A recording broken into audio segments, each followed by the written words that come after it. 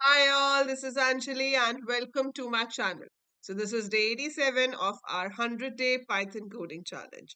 और आज हम करेंगे कि default and parameterized constructors exactly कैसे यूज होते हैं इन अ प्रोग्राम। तो क्लास कोई भी हो सकती है और उस क्लास के अंदर आप मल्टीपल कंस्ट्रक्टर्स भी ले सकते हैं, अलग अलग टाइप के, डिपेंडिंग अपॉन योर रिक्वायरमेंट। तो आप अपनी रिक्वायरमेंट के हिसाब से कंस्ट्रक्टर्स कैसे बनाते हैं और उन कंस्ट्रक्टर्स को हम क्या कहते हैं, this is what we are going to see using an example. So चलिए शुरू करते हैं। सो आपके पास कंस्ट्रक्टर वर्ड होता क्या है? देखो, हमने किया था कि आप एक क्लास बनाते हो और उस क्लास के अंदर आप मल्टीपल मेथड्स बना सकते हो। सो एक क्लास के अंदर वी हैव सर्टेन एट्रीब्यूट्स और उन एट्रीब्यूट्स पे काम करने के लिए हमारे पास मेथड्स होते हैं। सो जो हमारे ऑपरेशंस डिफाइन करते हैं कि हम उस डेटा पे, उन एट्रीब्यूट्स पे क्या ऑपरेशंस परफॉर्म कर सकते हैं। फॉर एग्जाम्पल, अगर आपको पाइथन में एक क्लास बनानी है, आपने लिखा class and you want to make a class for defining a triangle. So मैंने डिफाइन कर दिया क्लास ट्रायंगल। क्लास ट्रायंगल के अंदर आपके पास क्या हो सकता है? Side 1, side 2, side 3। आप इसका जब भी ऑब्जेक्ट क्रिएट करेंगे तो आपके पास साइड 1, साइड 2, साइड 3 में आप चाहते हो कि बाय डिफॉल्ट 1 1 1 आए। So I can have whatever I want, I can assign anything also, लेकिन मैं चाहती हूँ कि जब भी इसका एक ऑब्जेक्ट क्रिएट हो, it should be having 1 1 1, right? तो उसके लिए हम क्या कर सकते हैं?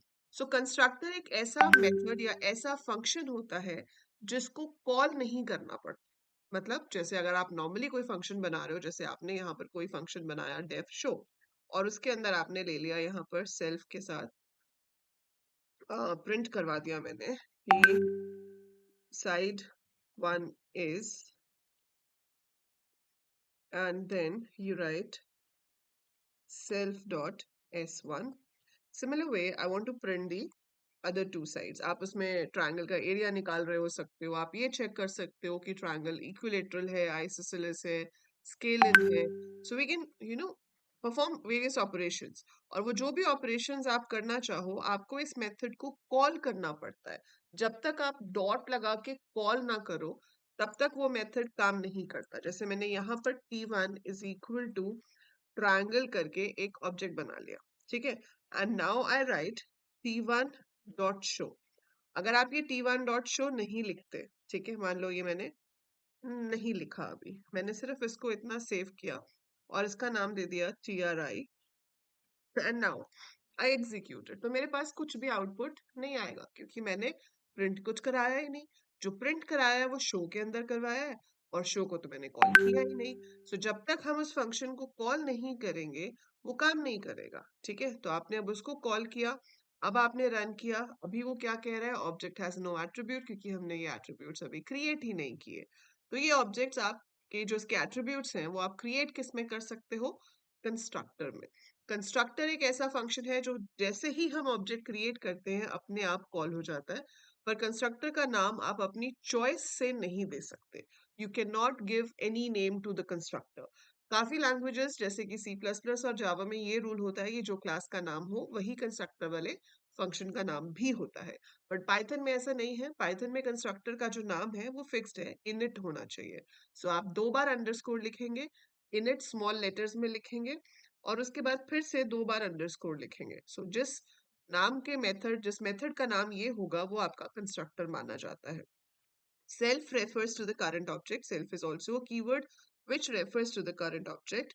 मैंने यहाँ पे क्या लिखा? self dot s1 is equal to 1, self dot s2 is equal to 1। जरूरी नहीं है कि हम सेम वैल्यूज दें, हम अलग अलग वैल्यूज भी दे सकते हैं।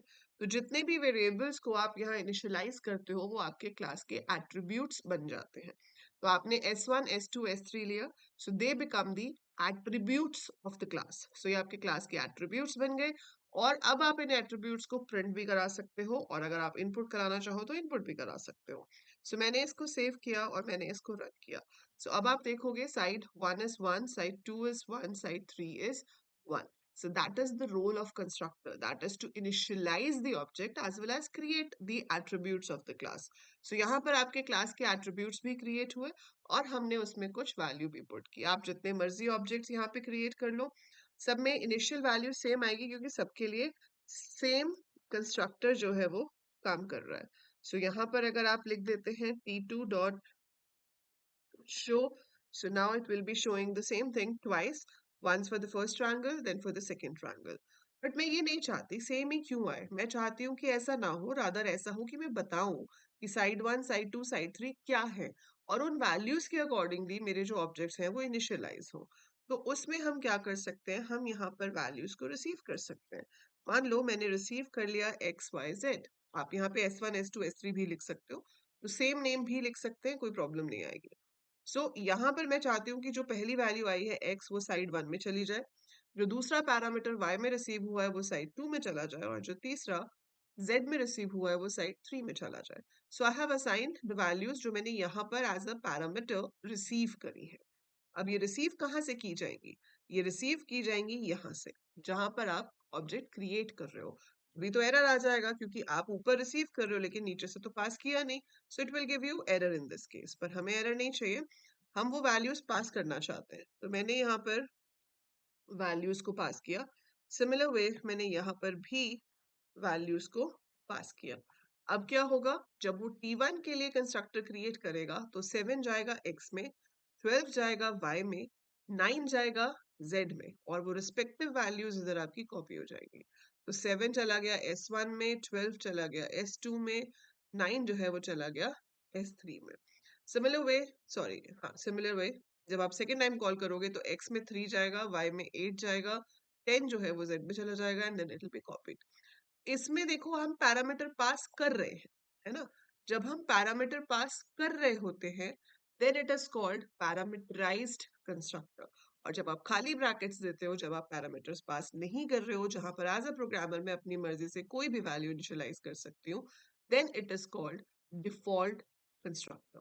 ठीक है, सो ये होते हैं डिफॉल्ट एंड पैरामीटराइज्ड कंस्ट्रक्टर। ठीक है, आप चाहो तो कॉपी कंस्ट्रक्टर भी बना सकते हो, बट वो अलग से कोई क्लासिफिकेशन होती नहीं है पाइथन में। कॉपी कंस्ट्रक्टर में क्या होता है कि instead of receiving the parameters X Y Z, मैं यहाँ पे T1 या T2 को ही पास कर दूं। मतलब एक ट्रायंगल की साइड से दूसरे ट्रायंगल को आप इनिशियलाइज करो। We generally don't do it over here. तो आपकी जो दो मेन कैटेगरीज होंगी कंस्ट्रक्टर्स की जो आप पढ़ेंगे वो डिफॉल्ट एंड पैरामीटराइज कंस्ट्रक्टर्स ही होंगे। अगर आप सी प्लस प्लस और जावा बैकग्राउंड से नहीं हो तो आपको कॉपी कंस्ट्रक्टर के चक्कर में पढ़ने की भी जरूरत नहीं है, don't think about it. But अगर आपने किया हुआ है जावा या सी प्लस प्लस पहले, so we don't have those type of constructors in Python, right. So that is how we create constructors in a Python class. So ऐसे आप किसी भी क्लास के लिए क्रिएट कर सकते हैं, तो आप अपनी खुद की कोई क्लास क्रिएट कीजिए और उसमें दोनों तरह के कंस्ट्रक्टर्स बना के देखिए, एंड कमेंट्स में बताइए कि कैसा एक्सपीरियंस रहा। एंड ये कोड बनाकर आप शेयर कर सकते हैं इंस्टा स्टोरीज में, मुझे टैग कर सकते हैं AEC_computer_education पे, या अगर आपकी लिंक्डइन प्रोफाइल है या बनाने वाले हो तो बेटा डे 1 से शुरू करो। डे 1 से शुरू करके जैसे जैसे आप बनाते जाते हो लिंक्डइन पे पोस्ट डालते जाओ, मुझे वहां पे भी आप टैग करेंगे that you are following the 100 day challenge by Anjali Luthra ma'am. और जो 100 के 100 टैग करेगा लिंक्डइन पे, उसको एक स्पेशल सरप्राइज गिफ्ट दिया जाएगा from the channel. So that is it for this video. I hope आपको कंसेप्ट समझ आया होगा। So, जरूर लाइक पे क्लिक कीजिए, शेयर कीजिए, and subscribe the channel if you haven't subscribed yet. I'll see you soon in the next program. Take care. Bye for now.